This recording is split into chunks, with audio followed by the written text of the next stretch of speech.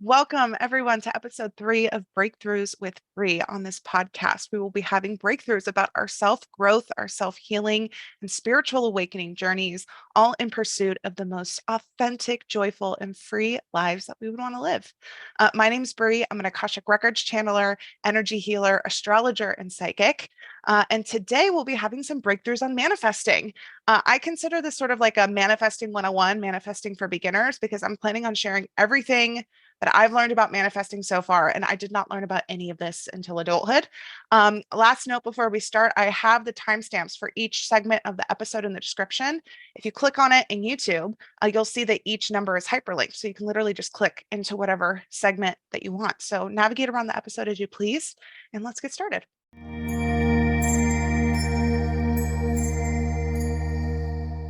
For today's podcast, I am so excited about my co-host, Brett Sorel. She's a certified hypnotherapist, integrative, registered dietitian, and holistic practitioner. And funny enough, I've actually done hypnotherapy with her before. So we've worked together, been connected for a little while now.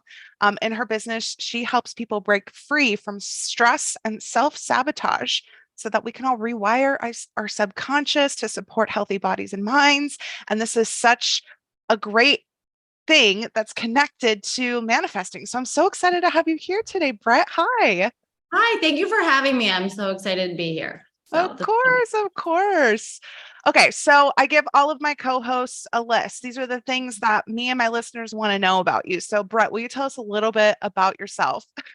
Yeah. So like you said, I'm a certified hypnotherapist, registered dietitian, holistic practitioner. So I use a holistic approach to health and wellness, helping people reach their goals.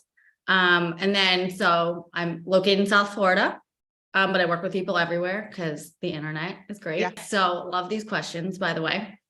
Thank you. I'm Cancer Sun, Libra Moon, Pisces Rising. So a lot of water, some air, not super grounded around here, but we're working on that. I'm learning to embrace the Libra Moon too. I feel like I didn't get it for a while, but I like it. Yeah, it can be, honestly, that one can be a little tricky in some ways. But there's also just so much wisdom and in that placement. So I love that you're starting to feel a little bit more like vibing with it, you know? Yeah, I'm just like, we own it. Okay. So then next is my aura colors, which are confirmed.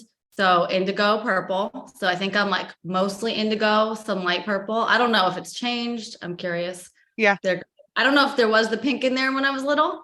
That's what we were saying. Yes. And honestly, I could kind of see it. There's, and I'll just shout this out now. All of my pink aura ladies, you know who you are. I love you. You guys are like my secret favorites, right? I love the pinks around here. Either way. Yes. And I feel like maybe in general, it's really easy to feel the pink energy, on people. You have a little bit of that on you. And I know a lot of pinks end up turning purple or whatever, and you're purple, but I feel like I could totally see you being pink as a kid. So I love it. So love human design as well. I feel like I like dive down all these rabbit holes at different points. So I'm a 5-1 generator, but basically I like to solve problems. And, I feel like a lot of people are generators, but we have to do like what we enjoy. So that's super important. I feel like in general for everyone, but yeah, that makes sense. Yeah. And then what's the other ones? Myers Briggs. So I don't know a ton about it. I think the last time I did like a quiz, I don't know if it was official, but I think it's INFP, but I don't even really know what that means, honestly. And then Enneagram, really don't know much about that, but it could have been a 4 or something. Okay. I don't even know what that means either. I'm with you. And the most important one on this list, do you happen to know what your Hogwarts house would be? Okay. So I used to be obsessed with Harry Potter when I was younger, kind of have gotten out of it. So I really had to like revisit. If I had to pick one, I would guess Ravenclaw if I had to pick one, because I really like learning and researching and understanding things. So yeah, you have to do the Pottermore quiz. They have like an official quiz now on their website. But it was too involved to start. But I understand. Oh, well, thank you for sharing all those things. I'd love to take a minute for you to tell us a little bit more about what you do in your business, the services that you offer. Give us a quick rundown of that. Full rundown. Okay, so to back it up a little, I started in the field of nutrition, like alone. I've always had the holistic integrative approach, but I just found like through my years of practice, there was like a piece missing. And I'm like, I know there's like more that I'm just not really able to get to just with my scope at the moment. And then between that and then like I feel like my own whole healing journey, I kind of came across like the whole field of subconscious work. So that led me to get certified in hypnotherapy and just learn all these different modalities that can really tap into the mindset piece, like at the deeper level though, where like change really happens. So I feel like that led me there. And that's, I would say, my greater focus at this point. Like I definitely can and do help people with their nutrition, but I feel like it's really from that holistic perspective. And if we're going to do anything, it depends on the person, but like, I feel like the mindset is so important. Like we can just do that and people get great results. So it really depends on where you are. So I meet people where they're at, but I feel like I can address the whole picture of what's going on, which is really fun for me and hopefully transformative for them too. I just think it's so fun. I love that. And again, like I said, everybody, this is fitting for our topic today. We're so excited she's here. And then the last question I want to ask is like, what is your why and purpose behind why you do this? Like, why is this something that your heart really brought you to? Yeah, I just feel like I know where I was so long ago. And like, if I had known about this sooner, like, I mean, who knows? Everything happens the way it's supposed to, but I just feel like so many people are stuck in like, don't understand they have so much more power than they do. So I think it's a lot about empowerment. And then also my personal why is my family and just creating a life and a lifestyle that I can prioritize my family and, you know, their health and happiness and also help others do the same. I love that. Yes. And to shamelessly plug our own podcast over here, we just on episode 2 did radical self-responsibility. And I think that working with your subconscious mind is like you can't get around it if you're trying to do any of this work. And it is definitely a like self-accountable, self-responsible approach to acknowledge that if there's something that you might feel like is preventing you, that maybe there's something in you that you just haven't seen, you haven't been able to access and work with. So being able to use a tool like hypnotherapy or some of the other really cool tools that help you access more subconscious ideas about the world is one of the most powerful ways I've seen to create change and transformation and release that really helps us move forward. So anyway, I'm glad that you're here. Oh, thank you. Me too. For our next segment, we have our weekly check-in. Brett, tell me, where did you find joy and where did you find growth this week? Oh, good questions. Okay. So joy, I mean, I feel like it sounds cheesy, but my kids, like, I just love them so much. My older one graduated from pre-K within the last week. So we're celebrating him. It's just crazy how fast it goes. And then my little one's about to start school soon too. So I'm like just enjoying my time with him. It just goes so fast. I don't know, but oh my gosh, congratulations. And they're so cute too. Okay. So tell me, and where did you find growth this week? So growth. So I'm actually training in this new modality because I'm always learning. It's called rapid resolution therapy, RRT. So I feel like that, like I've been loving it so much. It's like so paradigm shifting. It's just stretching me in a lot of ways. And I'm like really excited to start using it. And so I would say that's where my growth has been as of lately. I'll be sharing more about it too as I learn more, but I'm really enjoying it so far. Yay. And at the end of this episode, we're going to plug all of her social media. So if you want to follow along and learn more, you guys will be able to too. Yeah. Okay. So this week, where did I find joy? I have to say that it means so much more to me than I could ever even describe. All of the comments that everybody has been sending about the podcast. I recorded episode 2 before we launched episode 1. So this is the first podcast that I'm recording since I launched. And this felt so vulnerable. And there was like a lot of imposter syndrome and things that came up, even though I'm so excited about it and it feels like the right thing to do. And so for people to like message me saying that they listened or that they had a favorite segment or that something resonated, or for all of you who like left comments on the YouTube video itself, like I literally, like the Pisces moon, Cancer rising that I am, could literally just like sob tears of feeling so moved about it. Like that's how much it means. And like at the end of the day, the only reason I put all this time into it is because I feel like this could help someone, you know, like it feels like an authentic expression of myself, which is what I have to honor.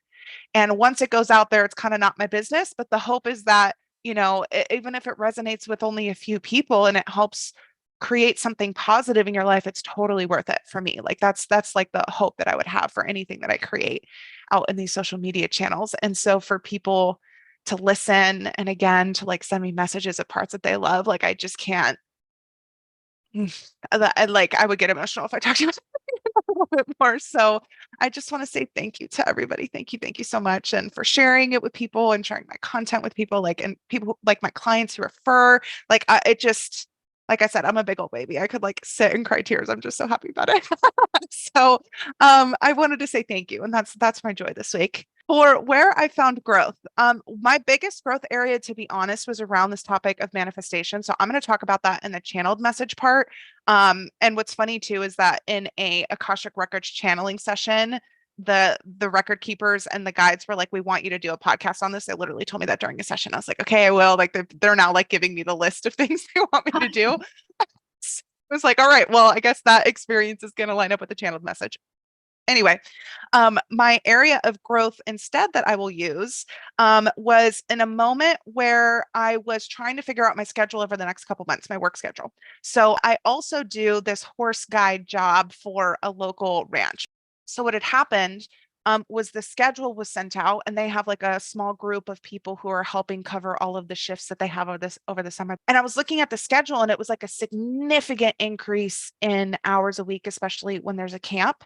And I was starting to get stressed out, but I could also feel the expectation of the person who supervises all of us, and everybody's trying to share and cover all of these shifts, you know? And so the like a sensitive person in me is like, I want to be able to do these shifts to help out because when I enjoy them and I know that it's on other people if I don't do it, but I'm realistically looking at my schedule and it doesn't make sense for me to spend that many hours doing it. I get value out of it doing it a certain amount of time, but past then it starts to inhibit the things that are really important and that I'm prioritizing right now, which is this business, growing it, building some momentum, as well as my own health and self. So I sat down and I even got my husband's opinion. I was like, okay, this is what I'm thinking. You know, what do you think about it? He's like, you're doing great. Yeah, go ahead. You know, I ended up telling the supervisor for that job, this is what I'm going to be available for, which is much less than what they were asking. And it was totally fine. She was like, yeah, okay. Well, like if you can work these other shifts, that's great. But like, yeah, that's fine. And it was so much easier than my brain was telling me it was going to be. My brain was like, she's going to say you're It's always like, fired. Yeah.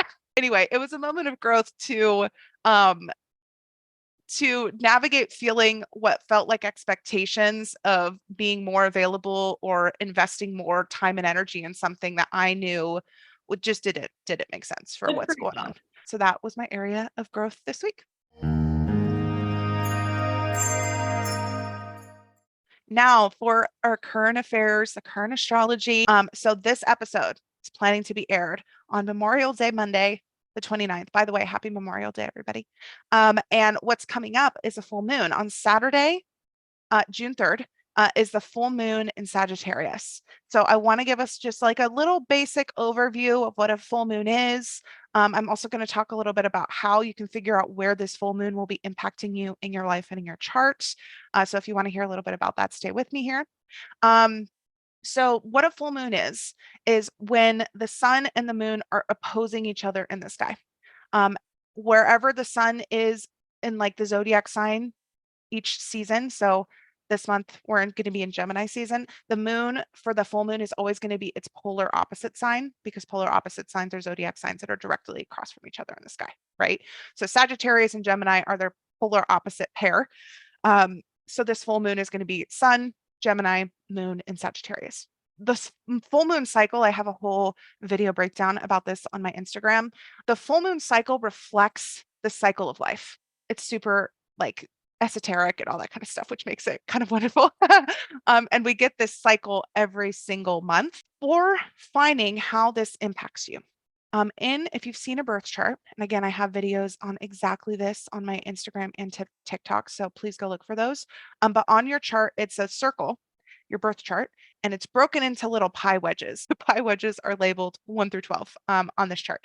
And those are called houses. The houses represent different areas of your life, and all of the planets and things fall in these different houses, depending on, of course, on the exact time of your birth. If you want to find out how any one lunation or planetary thing that's happening in the sky right now is impacting you, you can figure out where it falls in your chart and which house it's in. And that's going to tell you what area of your life is most likely impacted.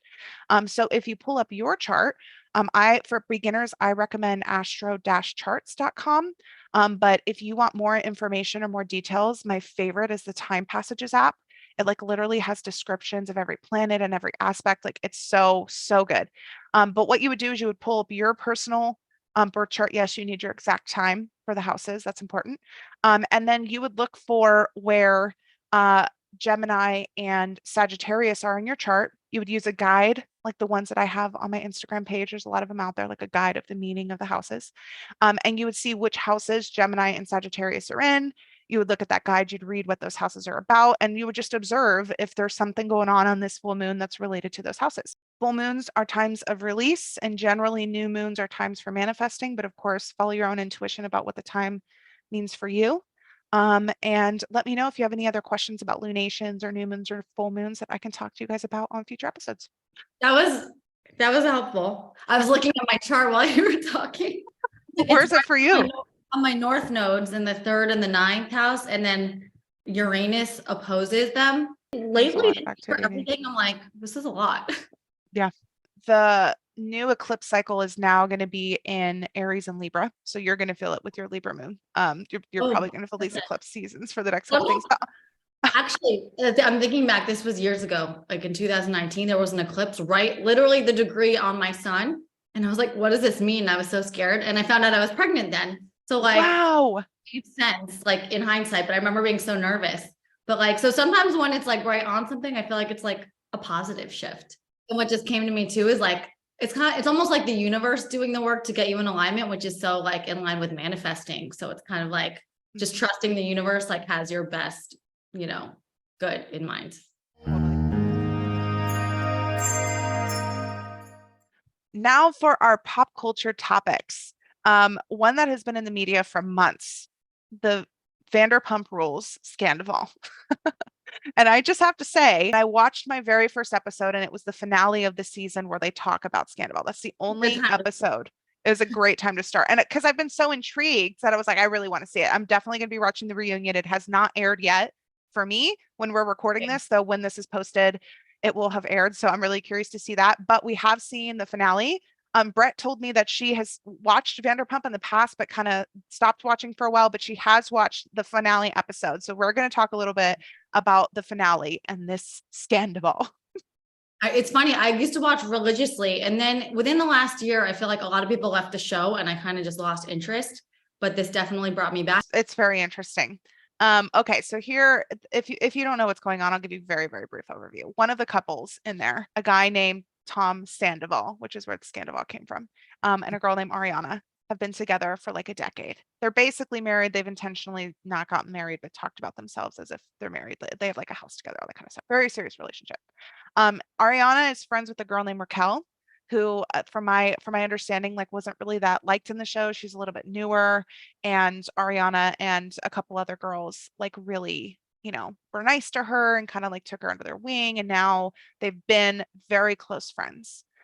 Little did anybody know, for about 8 months, Raquel and Tom Sandoval were having an affair, like literally in the home with Ariana.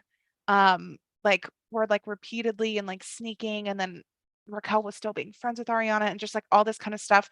And what's wild is I guess they were filming this most recent season while all of that was happening. And like Ariana was crying and like confiding in Raquel about, wanting to do maybe IVF or like getting embryos or something with Tom Sandoval and like all of these like really serious relationship things.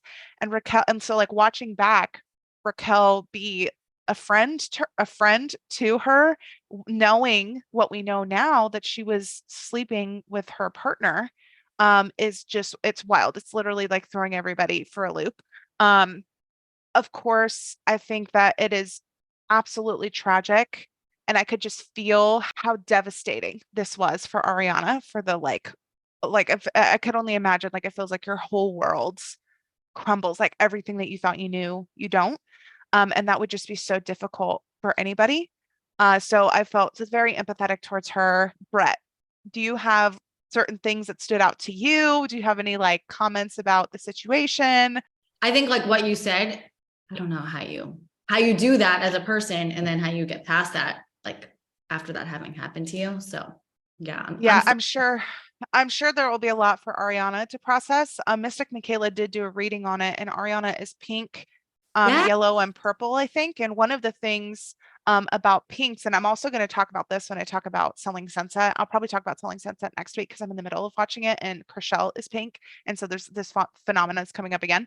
But she said for pinks, one of the things they can do really well is like stay in this joy bubble that they have, which involves a certain kind of like like like they keep know, but they're in denial. Like they're just yeah still face yeah, it. they want to stay in their own world. They have the ability to put the blinders on and just be really like really stubborn in a good way, right? About like keeping their mind, but that also means that they can be really stubborn about, seeing what they want to see and not seeing what they want to see. And these powers can be used for good, for staying in a joy bubble, and they can also be used, your ego can hijack that to use it to like keep True. you from seeing and really acknowledging things happening in your life that don't feel great. And so her read on the situation was that Ariana might have sensed, but like just chose to not engage in that, which does not excuse Sandoval's actions, but might explain why this felt so blindsiding for her. Like get out of, yeah. So I'm sure that'll be something that she processes, is like when she receives gut feelings about something, like her relationship with how she acknowledges or processes those. Hopefully that's a way that she takes about it so she can find some solace, because that would be very destabilizing. Here was the part that I thought was very interesting about this VPR finale. Tom Sandoval was saying, I tried to break up with her, I just couldn't, right? This was my read on the situation. I felt like he understood that what he was doing was going to hurt his partner and wasn't good. I also feel like he cares about Ariana in his own way. What I think went wrong here is that he literally could not tolerate her being upset and angry at him. Like he could not tolerate it. And I think this is a thing that so many happens to so many people, because our ability to tolerate difficult emotions is on us. Now, I will say there are a lot of people that never learn how to do this in childhood. And so they just don't, literally, like their nervous system's never done it before. They don't know the skills. They don't even know the concept of it. I have a lot of compassion for that. As an adult, though, it is our responsibility to be able to operate in a world where we are being honest and authentic and compassionate and empathetic and all those kinds of things. And if your inability to tolerate making somebody else upset keeps you from acting in a way that is respectful and loving and honest with other people, that's on you to figure out. So for him to say, like, I just couldn't do it, I believed him. I could feel that the thought of having to stand in front of her and keep pushing her to say, no, we're breaking up, was literally intolerable to him. Like his mind told him that was so dangerous that it created this whole situation where he felt more comfortable doing something that he knew was not right. And I'm sure there was discomfort to a certain extent for him, but that was the lesser of two evils to But him. it was how he rationalized it to himself. 100%. And I believe that his body could tolerate the deception and the duality and the like this double life of cheating on her. But his body literally, at least what he believed, is that he could not tolerate like actually breaking up with her and her being upset with him, or her being very angry and sad, and him knowing that that was because of something he initiated. Would you call what he did like a purple bomb? Basically, it kind of did Yeah, it for him since like he 100%. couldn't do it himself. 100%. Yeah, it's a really immature way, because really not being able to tolerate feelings is a sign of emotional immaturity. And I don't even mean that as a dig. I mean that literally you did not mature the emotional capabilities and tools to be Ah, able to do things, right? So there's an immaturity to saying, well, I know I should, but I just can't, so I'm not going to. Like, no, if you're in a relationship, in a committed relationship, right? Like what you owe yourself and the other person is to show up in a way that again is respectful and loving to each other and to be honest with each other. At least that's how I would define committed and mature relationships. And what he did again it just shows me that there's significant immaturity and lack of development emotionally that would allow him to actually participate in that kind of relationship in the way that he should. and I was also thinking he also has a pattern of it because I think he did it back with Kristen many, many years ago, whenever that was. And so it just seems like, I feel like a lot of people that do those things once, they end up doing it again. And it just kind of, Yeah, because it's not about the person. This is a reflection of how they they handle. are able to navigate those kinds of situations and what avenues their ego mind tells them to use to protect them from the things that feel dangerous and are within their emotional maturity, their cognitive maturity, whatever. Those are not permanent states, but if those are the paths of least resistance, they're going to keep using those avenues. And I just have to say, Patterns, and it's just what his, like you said, what he views as being the safer option for himself. 100%. And it's funny too, because even in my own personal life, I've absolutely witnessed that when people get to that point in a relationship where maybe they're identifying that it's not for them, or something's feeling not aligned, or they're not feeling fulfilled, or they're not lacking, or they don't have the intimacy that they want, right? Like these are all signals that maybe the relationship just is not aligned anymore. And instead of coming to the partner and speaking to that and talking about that and having that difficult conversation and making that decision, all of the sudden that's the time where all of these people are coming on to them and flirting with them, and they start to have feelings for somebody else, and then it becomes about, oh, I like somebody else and that's why I'm breaking up, because I feel it better for them than I do this partner. So I think that this kind of thing can show up in ways that aren't like this, dramatic affair. What it feels like intuitively is, again, it's this avoidance of being able to identify and be assertive about what's working for you and what's not, especially when it could result in you initiating something that causes pain or discomfort for other people. Like if you can't tolerate that, your mind will come in and save the day and create this other avenue for you that still accomplishes what you want, but isn't really the like mature and direct and respectful way to go about it. It'll give you an out to help protect you from the thing that you don't know how to do, you know? And then I'll just keep repeating itself because it's the lesson's just going to keep coming back around, and they'll have. Until we resolve it, if we ever resolve it, it will absolutely keep repeating 100%. I feel like even within relationships, it's just mirroring to us like our own issues. So 1,000%. I want to do a whole episode on that sometime, because I love the whole relationship dynamic. I think it can be really healing, but it's also like it exposes a lot. So like with relationships, like everyone has like that honeymoon period, but then once that's done, then it like, then you're both more your true selves, and then you really see like what's going on. And I feel like a lot of people just can't handle being that real and like dealing with the actual issues. I definitely agree. I feel empathy for that from my own perspective. That is a demonstration that, again, as a child, you were not taught the skills to be able to self-reflect, to be able to regulate your body in moments of discomfort so that you can do the difficult things that need to happen in relationships, or you've not been taught the tools to actually take accountability and responsibility for your part in things. You don't know how to. It feels dangerous, right? But weren't modeled that. So like, how do you know how to do something you literally never saw or learned? 100%. One of the things that I say is like, our trauma is not our fault, but it's our responsibility now. It's not your fault that you didn't know how to do that as kids, but now as an adult, if you do recognize you have these kinds of patterns, it is your responsibility, the impact that that has on you in your life and as well as other people by your choices, which is also why I really try to take the self-responsible approach, but with compassion. Like we don't have to use that as a way to like shame and judge, but there is like responsibility just still has that element of accountability. Like, and there's a way to stomach that without saying that makes us a bad person, but still acknowledges when something's not right, And I don't feel like Tom Sandoval and has the skills to be able to do that, which is why he's doing all this weird stuff and he's saying weird things and changing his story and acting like a fool. He is acting like a fool. The good thing was like, you're not a bad person. You did a bad thing. And I feel like that is something like everyone can kind of take, because like we're not our feelings, we're not our thoughts or our actions, but at the same time we can be responsible for them even if that's not who we are. Like deep down I think everyone's inherently good. And I think hopefully if this is a new concept for people or whatever, that like, yes, you can do things that are wrong, you can have a negative impact on other people and people you love, and it still doesn't make you a bad person, and there's a way to be accountable, there's a way to be responsible that does not make you bad. In fact, it can make you better to acknowledge these things and to work through these things. Let it show you some growth you have in yourself so that you can make choices that feel more aligned with that most authentic self.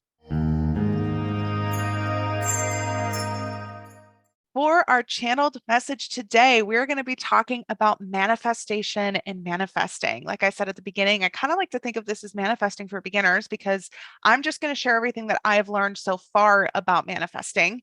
I definitely feel like there's going to be more for me to learn, as there is really about every topic, but especially about this one. I did not get into any of the spiritual, mystical things until adulthood, which means I was brand new to all of these things. So I'm going to try to explain this from that perspective of like, if you know nothing, but if you do know something, you're probably still going to get some good things out of this. For manifesting, if you've never heard of it or you've never properly looked into it, you might think of it as like believing something into existence or like trying to draw something to you based on, your mind or your belief or something, right? I feel like that without a lot of maybe without a lot of looking into it, just from like media or like quick pieces of information, that might have been what you picked up about what manifesting is. I look at it a little bit different than that. In order to properly describe what manifesting is, I'm going to talk about a few like foundational metaphysical, mystical principles because they are related to this. One of them is that all of this world, all of this 3D matter material worlds is all complex forms of energy. We're going to get a little meta, right? Like literally down to like the smallest atoms in our cell. They are just electrons moving around a nucleus. And the only reason they're doing that is because there's this charge of energy, right? So in our smallest pieces, we are just little balls of energy that's like layered and complex. And as a human, we're like a very complex field of energy, right? But everything around us, all energy, all different frequencies of energy. When we are talking about like really tapping into like raising vibrations and matching frequencies of things, like it's important to know that like we are energy, everything is energy. Another concept too, and I've learned a lot about this from Haley Hoffman Smith, specifically her podcast, Big Conversation. She explains it really wonderfully. Our reality, it's so subjective to our mind. It's a projection of things that we believe. Our mind is like a meaning finding organ, right? So there's all of this information around us, and we're only keying into certain pieces of it. And that's with intention, even if we don't understand it, that's where a subconscious thing can come into play.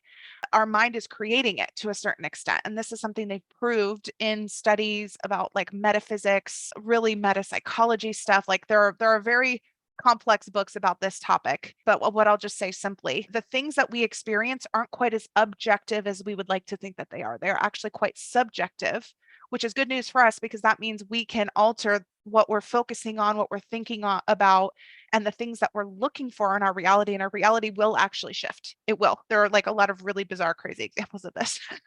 The last thing, which is tied to both of these, and I guess this is a little bit more of like a spiritual or esoteric sort of saying, but it's as within, so without. The way that I understand this principle is that everything that we're experiencing inside of ourselves, our environment is reflecting back to us. As it applies to healing and manifestation, it's this: can we be reflective about what is happening inside of us, right? In our own feelings, in our own world, and in our subconscious mind? It's a big place where we're reflecting, right? Like, what is that landscape look like? And when we meet a challenge externally, like what is that showing us about something that's happening internally? And really, what this empowers us to believe is that when we can shift something inside of us, that the external world is also going to shift as a result. So our ability to remove obstacles is really a matter of, can we shift things within our own experience so that our reality can reflect it back to us? Okay, so those are some basic principles that are going to be important as we talk about at least how I understand manifesting. So as we get into manifesting, I feel like this is also connected to what people might call quantum leaping. That feels like a very intimidating label for it, to be honest. I don't really call it quantum leaping, but it is similar.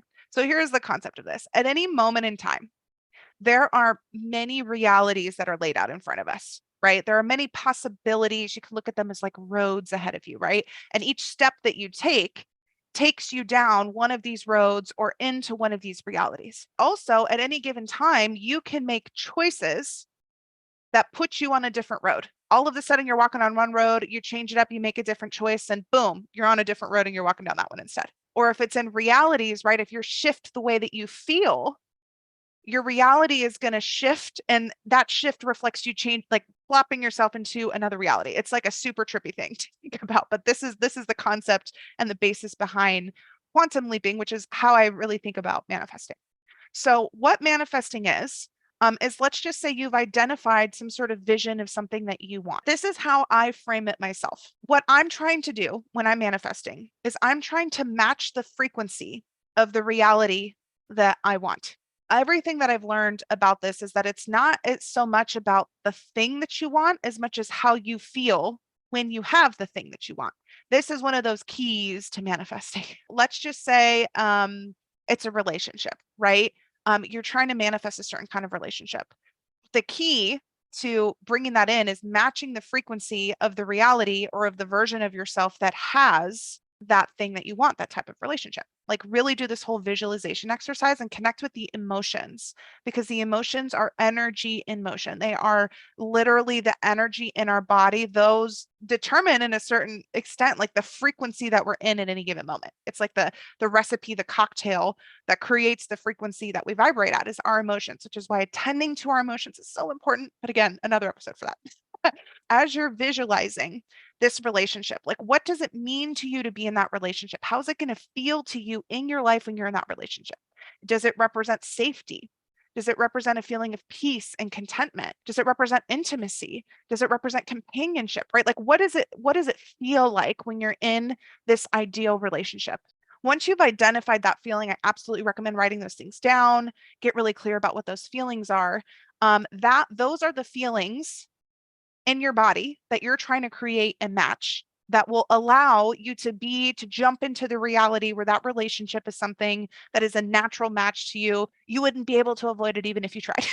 Okay, so if that is what manifesting is, I want to take now a minute to talk about how we would do that. We've identified what we wanted. We've done that exercise of really trying to connect to how does it feel to us? What does it mean to us? Like, what is like the physical, emotional experience when we have that thing? Now, what do you do? What is the practice of manifestation? There's some tricky things that come into place. We're going to talk about this, but ultimately it's a practice of every day, even if it's just for a small amount of time, or maybe it's every week, whatever the cadence is for you, is mindfully connecting with the feeling of that, because when you are feeling it, it is true. It exists. It's like literally in your body. It is embodied. When you feel and you connect with, I feel peace, I'm in companionship, whatever those things are, you are creating that in your body. Now, physiologically, what's happening, like you're teaching your body to feel this way. You're teaching your mind and your body to tune in to this frequency, right? If it's a radio.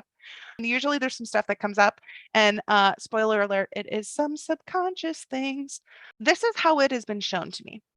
When we say a prayer and we ask for something, which is kind of what we're doing when we're manifesting, we're saying, hey, we really want this thing, help us out. I absolutely recommend like verbally asking for the assistance of your guides and angels or your higher power, or whatever you want to call it, to bring that thing to you, because then that invites like divine intervention in to support it too. It's great. When we are inviting something in, but what will also happen is things will be revealed to you that are blocking you from having that thing. Our ability to do the healing work, the self work, the shadow work, like whatever you want to call it, to attend to those things that come up is kind of the key to getting the thing that you wanted. Because getting what you want is not just simply it being handed to you, but again, it's this process of being shown why you have not been able to get it up until now, or what in yourself believes that you don't deserve it, or where in your mind something is blocking you. Like the answer to you getting it is them showing you, here's why you haven't. Like, are you going to work with this? Are you going to attend to this so you can release it, so this thing can finally move to you? Because it was already always yours. It was already always meant for you. I think this is a part of manifesting that I don't hear a lot of people talk about that is really, really, really, really, really important.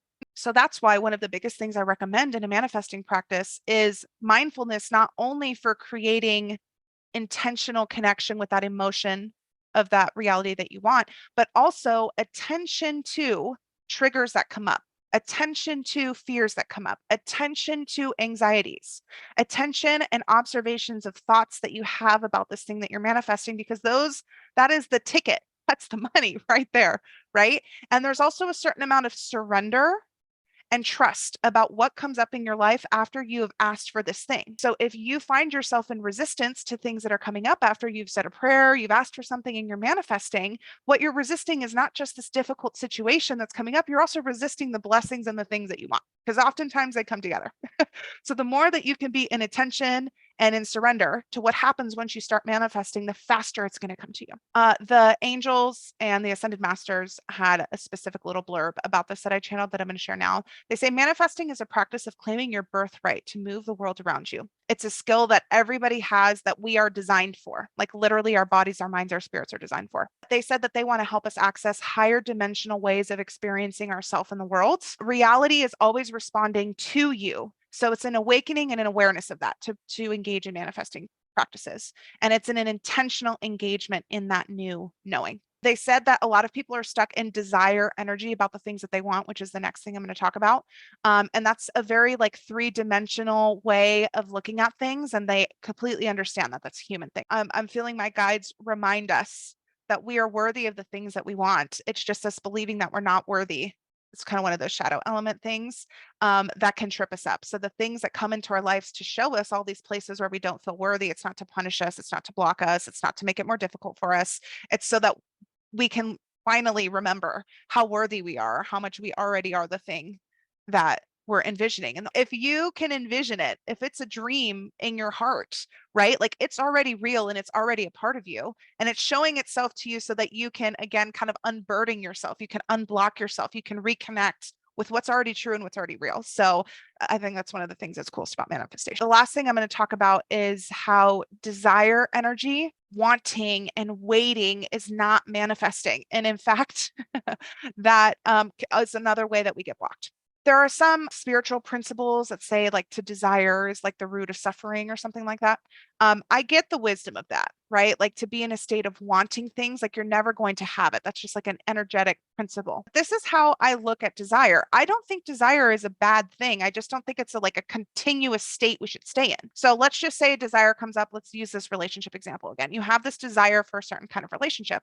I believe that this is your own spirit and soul's way of showing you what's important to you at that moment. Once you've identified that that is something that's important to you or that you're feeling called towards, then you do some of this, manifesting spiritual healing work to vibrate at the frequency in which you can be connected to that. The key at that point is not to stay in the state of desire, but is learning how to be content and to already have at least a little bit of the feelings that you're trying to bring into you. This is where my growth lesson happened this week. I'm working on manifesting financial security and abundance and peace and freedom and stability in my life. It's a big thing I'm working on. Yes, it's tied to this business, quitting my corporate job, letting this business sustain me. It's all a thing. EFT tapping is one of the things that I use to help release some subconscious beliefs that come up. I was trying to say and connect with I am abundant. And I was saying those words and my body was literally telling me, no, you aren't. No, you don't. Don't lie. Like it felt so untrue. My mind is coming up with all these places where I have lack, or I can't afford this thing, or I only have this certain number in my bank account, or I only have this, or whatever. All of this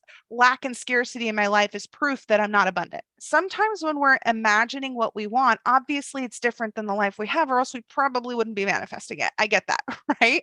But we still have to find a way to feel that way in our current moment. This is how I was able to.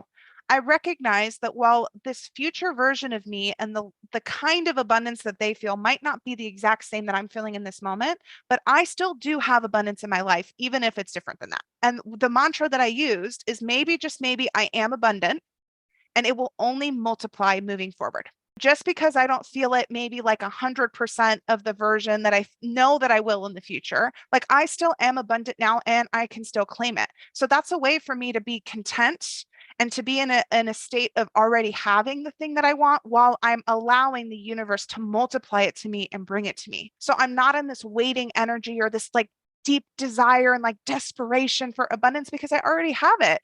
To the extent that I do, like I already have it and I know that it will multiply. It is so important to be in a state of gratitude, to be in a state of contentment while you're intentionally connecting with what you want to multiply in your life, which is the things that you're manifesting. So those are some of the big topics around manifesting of things that I've learned. It's about matching the vibration and frequency of the version of yourself that you want.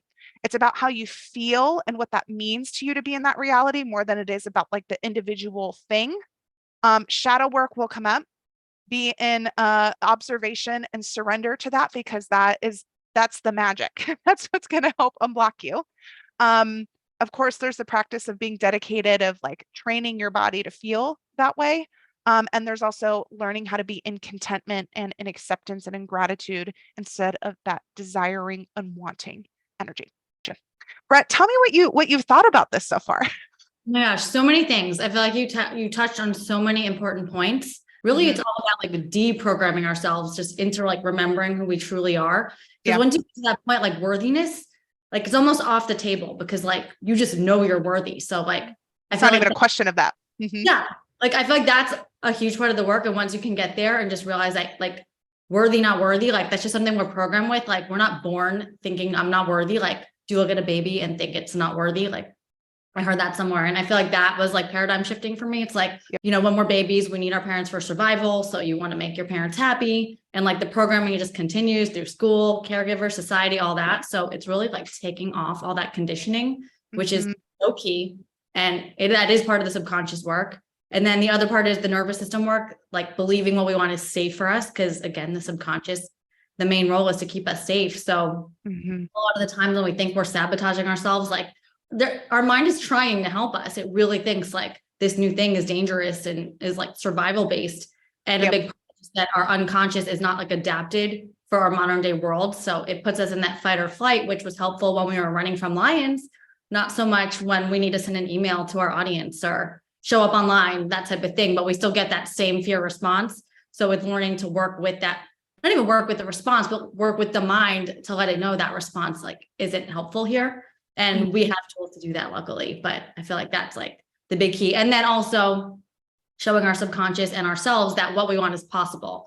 So I feel like those are like the main things. We have to believe it's possible. We have to believe it's safe. And then we have to like deprogram all the worthiness. And I feel like then that just opens it up to be in alignment with what we want. And that is manifestation. Okay. So we have to believe that it's safe. We have to believe that it's possible. And then we have to do that work to kind of release the programming that tells us that we're not worthy or whatever.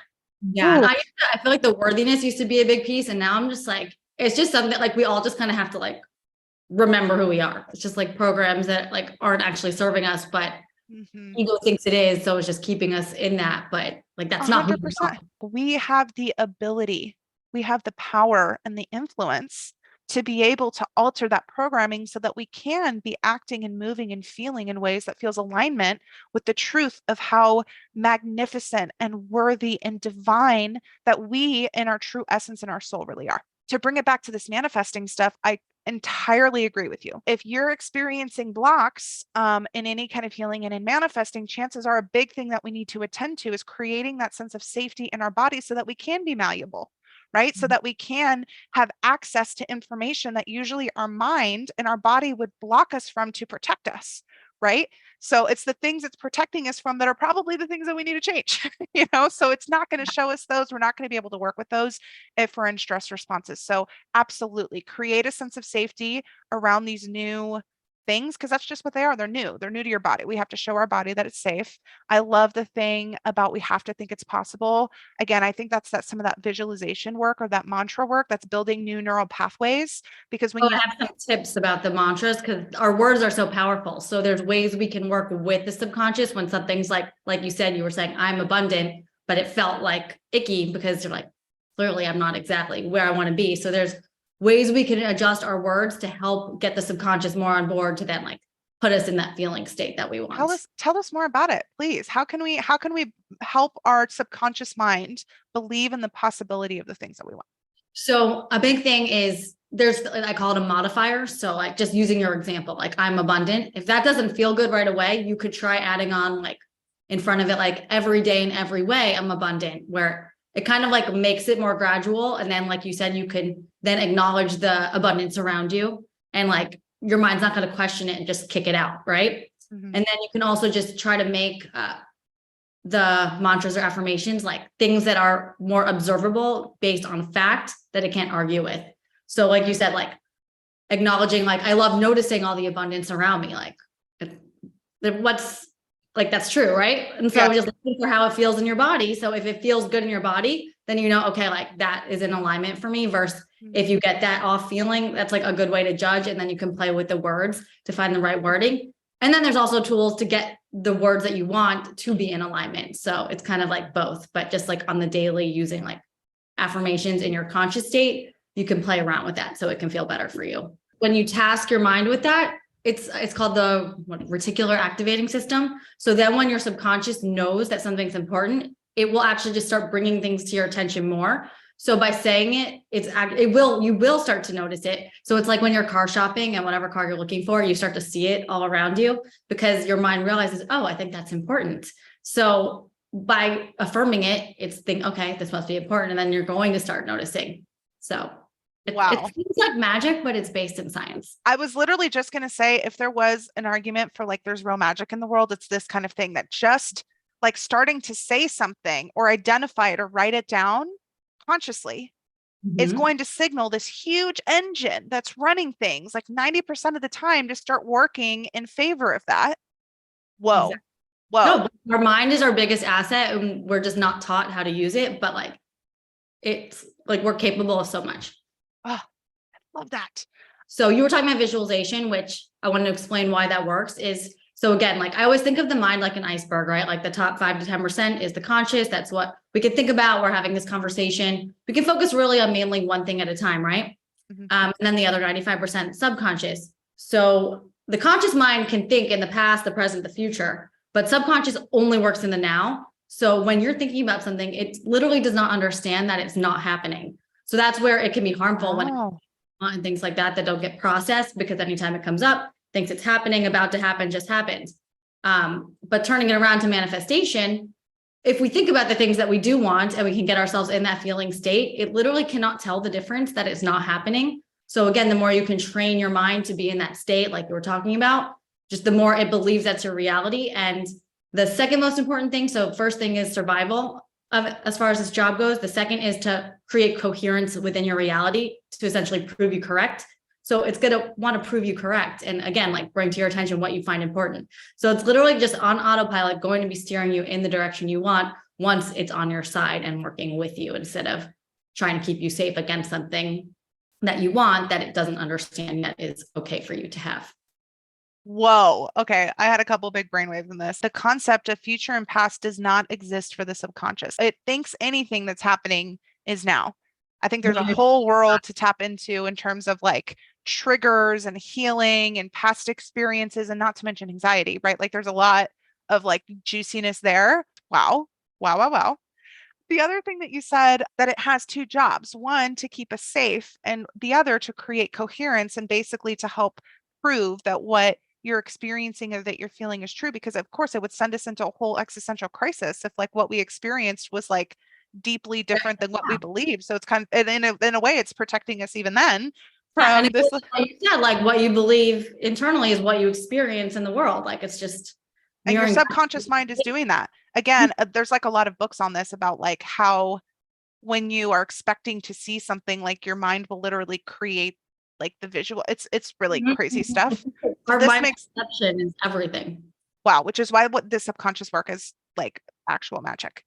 I got into it. I'm like, I want to create the life that I want. Like, what's going on here? And then it was just like, I feel like once you understand it, you can't not know it. And then, yeah, I mean, luckily we have the tools now. I feel like back when I like learned about manifestation, I didn't understand that other piece. I'm like, why isn't this happening? But it makes sense of why you can't get in that feeling state when you have all these beliefs and your nervous system trying to keep you where you are. So let me just say, in my Akashic Records channeling sessions, your keepers, your guides, your soul teams, everybody, like they're trying to help you, especially in the things that are aligned with your soul. So if you're trying to manifest something and your experience blocks them, the Akashic Records is so great specifically at giving you the why about things that are happening on like a soul level, like a subconscious, on a pattern level. That's the kind of information they want to give, because that's the kind of thing that helps bring us back into our own self, into our own power, into our own soul, and helps us move in a way that's aligned. An example that came up, I had a client who was saying they're trying to manifest an apartment that they want, right? And they want to know like what's happening, like Where do they have block? And I was like, okay, tell me how you're manifesting. Tell me what you're doing. And they're like, well, I'm thinking about the apartment that I want and what it looks like and, having people over and like all that kind of stuff. But I like practically speaking, they're in college. They're like, I'm about to finish up this year and I need this apartment for next year. And like the apartment hasn't, so like it must not be working. Right. And I was like, okay, let's talk about this for a second. I think the visualization of what the apartment could look like and you walking around in it, I think that's great. I would also go just a little bit deeper. Like, what does it mean to you to be in this space? Does it represent freedom and personal autonomy? Does it represent safety? Does it represent resting? Maybe it's convenience, right? Like, whatever the feeling is, connect with the feeling, invoke that when you're visualizing. The other thing I asked them too was like, what makes you think it's not working? Like, to me, it sounds like you have plenty of time before you actually have to move in. And it's your mind telling you that something's wrong if you don't have it in the timeline you want it. Right. But like that doesn't mean that it's not coming to you. Like realistically, you need to find it before you move in, but make that a part of what you're visualizing, that like you are moved in and you're settled before school starts, right? So as long as you're still in a period where you could find it before school starts, I have no reason to think this manifestation is not working for you, With the whole manifestation, there's all the energetic alignment, subconscious work, but then you actually have to take the action and put that into like the real world. And that's how we bring it in. So once we release the resistance energetically, subconsciously, we still have to take that action. And it also opens us up to more of those intuitive nudges. Like, oh, maybe I should go check here today, and just like know that you're doing as much as you can and then trusting that it's all happening for you. Oh, I love that. Trust that you're doing as much as you can and then do what you can and then trust, right? It's this teetering at you feel the implications if this manifestation doesn't happen. Fear is trying to come in thinking that that's going to protect you from the adverse possibilities of bad things happening. I love the whole intuitive connection thing. I think your intuition is your compass, is your guide for your whole life. Let's have one more piece with the fear coming in, because another thing our minds do is your client must be thinking, oh, well, this apartment's super important, right? Like I need to find a place to live, which yes, that is important. But when we make it so important, again, that kicks our survival response in. So depending on what it is, like if they don't find their apartment, are they still going to have a place that they can be? Like just putting it in the perspective, like, okay, I want this, but I don't need this to survive. And then you can like take that pressure off too. Like it's not a survival thing. And then you have more access to your intuition, your logic, your reason, all of that. Yeah, the way I kind of think about it is like, I'm going to find a way to make this work no matter what. Like that's kind of like one of the things I'll tell myself is like, it's not like this or nothing. You're going to be fine. Yes, you're going to be fine no matter what. It's just a matter of like getting the maybe ideal situation, but like it's really going to be fine no matter what. Can I take a little pressure off it? Can make you neutral. And then that actually is what allows you to get what you want anyway. Oh, I love that. For our last segment today, we have Ask Bre. Thank you for everybody for submitting your questions. Please remember that you can DM me on Instagram. You can email me at breakthroughswithbre at healingwithbre.net, which is in the show description, to submit your questions for future episodes. But Brett, will you please read us our first question of Ask Bre today? Sure will. As heavy stuff is moving out of my life, I'm feeling a weird energy shift towards about a person I'm not presently in contact with. I'm hearing his name, seeing it on license plates, in books, along with other signs that were meaningful to us when we dated each other. What do you think is going on here? I think this is a really good question for this episode, talking about like subconsciously being drawn towards things. Is it a confirmation bias? Is it a signal? Is it a sign? Are they the same things? It's a good question. The way that I think about it is it could be a couple different things. And really, you're the only one that can reflect and let your intuition tell you which of these things it is. I think that sometimes when we're thinking about a situation or a person, that there might still be something that had happened in that relationship that we haven't fully processed yet. Like there's still meaning, there's still some like meat on the bone there for us.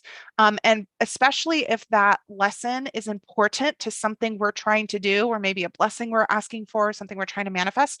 Again, I believe that like it shows us the things that are related to that, right? So it could be that your subconscious is maybe trying to like signal to you, or your soul is trying to signal to you, your guides are trying to signal to you that there's still some work to attend to about that relationship that you have not fully processed. I think that that's one possibility of why we keep thinking about things. There's something unresolved. I would hesitate before just assuming it's about an external thing, see what it's in for you first. Like, see what it's telling you about your own self-work and your own self-healing and things you can attend to. And after you've worked through that and things don't feel so, because I do get a sense that things feel a little charged. Maybe there's a sense of like really desiring or wanting or waiting for something. I get a little bit of a sense off this. Like, that's not the energy that our intuition speaks to us about things. So again, I would attend to like what do you still have to process about this person? Brett, what are your thoughts about this? Yeah, I think you pretty much nailed it. Like what I first got when I read the question was, I just think that, again, it's like coming up as a trigger to you to process something within you. And then once you're neutral around it, then you can kind of like, see how you feel about it. But I just think it's something that your soul, subconscious, whatever you want to call it, is like bringing forward for you to look at, because there's something there for you.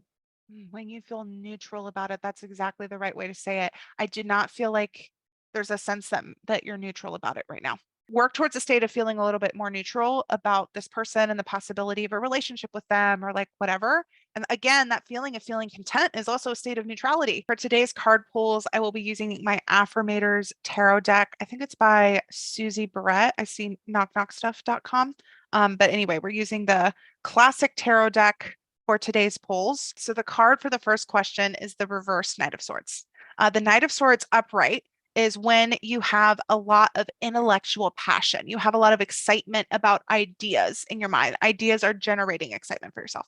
Whenever anything's reversed, by the way, it means that either there's like a block in that area or there's an imbalance in an extreme. In this case, how I would interpret this card is that you're getting carried away with some ideas, with some intellectual mental things. They're maybe a little extreme in causing the imbalances that you're experiencing, which comes in line with what Brett and I were talking about with like if you're feeling like a strong desire for something that it's that there's like a confirmation bias happening, and that maybe there's some self-work to do to like become a little bit more neutral even mentally about this situation. That is what the cards, the guides have for you about your question. So Brett, will you read us question 2 for today? Yes, you got it. If you know that a certain situation is no longer serving you, or you don't feel you're at your highest potential yet and better is to come, what are some good mindset tools or suggestions until the time is right for you to progress to the next stage of your life? Specifically for my career, I need to be at my job for a while longer to gain experience. I somewhat recently finished graduate school. However, I'm quickly feeling burned out and having a hard time being patient with my clients. I hate that I'm being watched by corporate employees and the stupid career ladder we need to climb in order to feel some sort of accomplishment. I know I want my own practice one day, but I also know I'm just not ready for that yet. This is real, man. This is like real life, this question. And I also think it's perfect for this concept of manifesting and like matching the frequency of things that we want. The first thing that's coming up for me, things being shown to us that don't work for us, that don't vibe with us, are just as important, are just as useful as things being shown to us that are right for us, right? And what I'm talking about here is this frustration that you describe about this like corporate way of doing things. It doesn't align with you. It sounds like it's not like connected to something that feels purposeful to you. Like you don't buy into why that's the only way you can feel accomplished about something. I think that that's a really important lesson. And it sounds like you could even go a little bit deeper with that. I experienced this in my corporate jobs myself. And what I did is I took that as an opportunity to say, okay, if it does not feel meaningful to me, what would feel meaningful to me? What about this would make me feel good if it's not the formula that they're giving me, right? So there might be an opportunity not only for this situation to show you what's not working for you, but for you to build your own version of what does work for you. And the only other thing that I would say before I hand it over to Brett is I would just be careful around some of the language of saying you aren't there. One of the best things I learned is don't use negative language when you're saying mantras or stuff like, I'm so happy I don't feel anxious, right? Like instead say, I'm so happy I feel peace, right? Like always use the positive language of things. That's like a really powerful signal to the brain and to the universe and extension. So even you saying like, I'm not at my highest potential yet, I feel like there might be a different way to word that again allows you to tap into that now, even if it's going, it's going to evolve, if that makes sense. Brett, tell me your thoughts about this. I feel like this is kind of in your wheelhouse. I think that was good. You can just maybe reframe the language like I'm getting there, I'm getting ready for the next move, and like reframing where you are now as you putting all that into place So that way you can almost be excited for where you are and appreciate it because you know it's getting you to your next level. And you're able to kind of do that inner work to get yourself there. And you're on the path. You're already doing it right now. Absolutely. Yeah, I feel like there's a certain amount, and I deeply relate to this, I just want to say, but I do feel like there's a certain amount of this that feels like you wish you weren't here and that you could just be there. And I get that. I get it because you want so badly the future thing, and where you're at right now feels so uncomfortable. But if there really is no action that you can take to change your situation, and it really is a season where you have to be there, then there's something in that season that's meant for you if you're willing to tap into it. So finding a way to feel grateful for the things that the situation is giving you that will support what's coming for you is a really, really important thing to tap into. Wow. Okay, so for question two, the tarot card is the Eight of Pentacles. I don't know why I said Pentacles in one of my last episodes. Like, why did I say it like that? I've never said it like that in my life. It's the Pentacles, Eight of Pentacles. The meaning for this card is wild. I have a little book that I can reference about the meanings, and I'm feeling called to just read it exactly because the way that it relates exactly to this question is incredible. The Eight of Pentacles signifies hard work. The figure in the Eight of Pentacles is working with their nose to the grindstone, hammering out pentacles, literally making money. Like an apprentice, you are focusing on the task at hand, trusting that in doing this work, you are laying the groundwork for your future. Due to your work now, you will ultimately be able to make big moves and attain more stability and spaciousness in your life. You work skillfully, and you are working your way towards the ease and luxury of the Nine of Pentacles. The way that that relates to your question, wow, I'm a little bit like in awe of it. I love pulling tarot for this reason. It puts me in this like state of awe. Like I can't believe how perfectly that addresses that. But this definitely tells me that that last thing we talked about finding a way to be grateful for what this situation is giving you, as it helps you work towards this future where you're not in this corporate thing, maybe you're practicing more holistically or whatever it is the key to helping you put in the work that is going to open up all of these opportunities for you. There is a way for you to say, I don't like this. This doesn't work for me. I'm not going to subscribe to it, but I can still recognize that this is teaching and showing me something. And for that, I'm really grateful. I'm grateful for this chapter in this moment that is preparing me for everything that's coming. And I surrender to whatever this moment is teaching me, knowing it's going to support my highest and best good. And that is it for episode 3 of Healing with Bre. I want to thank Brett for coming on. Brett, you're just the best. Can you tell us where we can find you, how we can work with you, all the good stuff? Well, thank you for having me. I think you're the best person. So you can find me. I would say the main space I'm at is over on Instagram. So at Brett Sorel RD. And then I also have a website, brettsorel.com. So I'd say those are the two main places that you can find me. Okay, And cool. I also have an exciting offer for anyone who listens.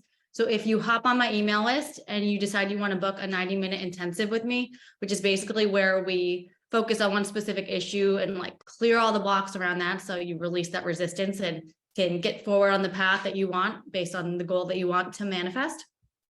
Just mention that you heard the podcast and you'll get 25% off of that. Oh my gosh, that's so nice. I'll put the links to her Instagram, to her website, maybe even to this particular intensive, and a note about mentioning hearing it on Breakthroughs with Bre in the show description. So you'll be able to see that. So if you do feel drawn towards hypnotherapy or you look at her stuff and it resonates with you, that can be a signal that maybe you guys are meant to work together. So check that out for sure. If you want to follow along with me, I'm at Healing with Bre on Instagram. Healing with Bre with periods between each word on TikTok. Please email any questions for Ask Bre to breakthroughswithbre@healingwithbre.net. All of that information is in the description as well. And as you know, if you want to work with me, if Akashic Records resonates for you, if birth chart consultations resonate with you, if energy healing resonates with you, I do one-on-one virtual sessions that you can book with me on my website, healingwithbre.net. Thank you guys so much for being here, and I will see you next Monday for more breakthroughs. Bye.